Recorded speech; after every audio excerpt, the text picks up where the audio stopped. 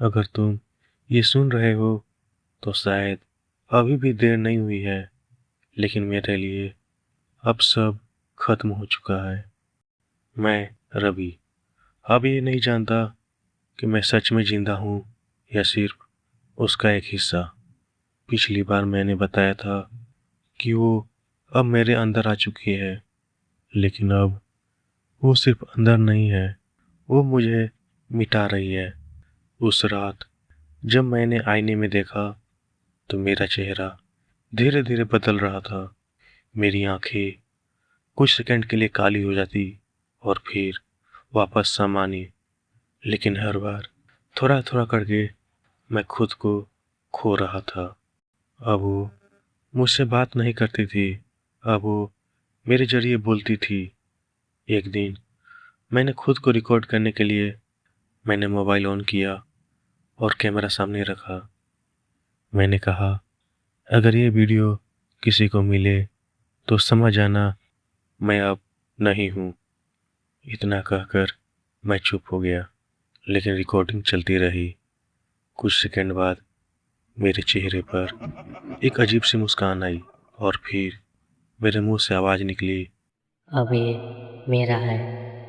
मैंने वीडियो बाद में देखा और मैं कांप गया, क्योंकि वो आवाज मेरी नहीं थी। अब मुझे पता चल चुका था वो मुझे पूरी तरह अपने कब्जे में लेने वाली है।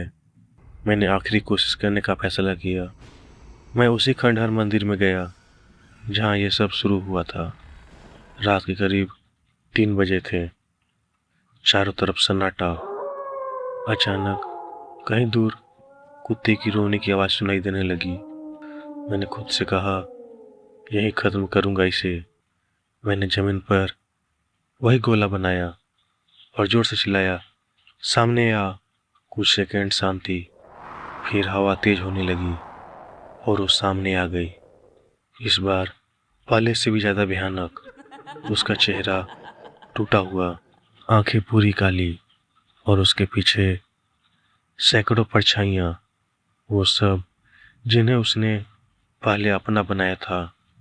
वो धीरे धीरे मेरी तरफ आई और बोली, अब भागने का कोई रास्ता नहीं। मैंने आखिरी बार चिल्लाया, मैं तुझे खत्म कर दूंगा। मैंने चाकू उठाया और अपने कान की तरफ ले गया। मैं सोचा, अगर मैं सुन ही नहीं पाऊंगा तो वो मुझ तक नहीं पहुंच पाएगी। लेकिन जैसे ही मैंने चाकू चलाने की कोशिश की, मेरे हाथ खुद ब खुद रुक गए और फिर मेरे मुंह से आवाज आई। अब ये शरीर मेरा है। मैं समझ गया, अब मेरे कंट्रोल में कुछ भी नहीं रहा। मैं हार चुका हूँ। अचानक सब कुछ अंधेरा हो गया। जब मेरी आंखें खुली, मैं उसी मंदिर में खड़ा था, लेकिन कुछ बदल चुका था। अब मुझे डर नहीं लग रहा था और ना अब मुझे कुछ महसूस हो रहा था। और तभी एक आदमी डरते हुए मंदिर में आया। उसने मुझे देखा और बोला, कौन हो तुम?" मैंने उसकी तरफ देखा और मुस्कुराया। फिर धीरे से कहा, तुम सुन सकते हो मुझे?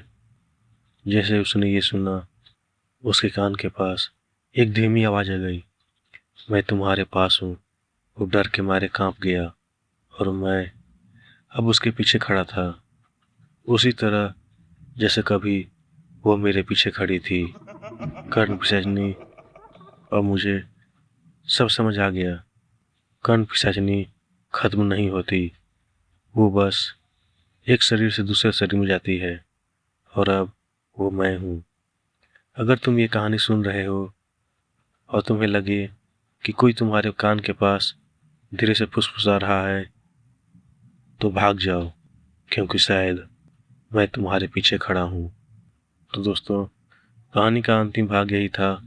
कहानी आपको कैसी लगी कमेंट कर हमें ज़रूर बताएं। अगर आपने अभी तक हमारे चैनल को सब्सक्राइब नहीं किया तो जल्दी से सब्सक्राइब कर लीजिए और बेल आइकन घंटा दबा दें, ताकि ऐसे ही वीडियो, ऐसे ही कहानी आपको मिलती रहे।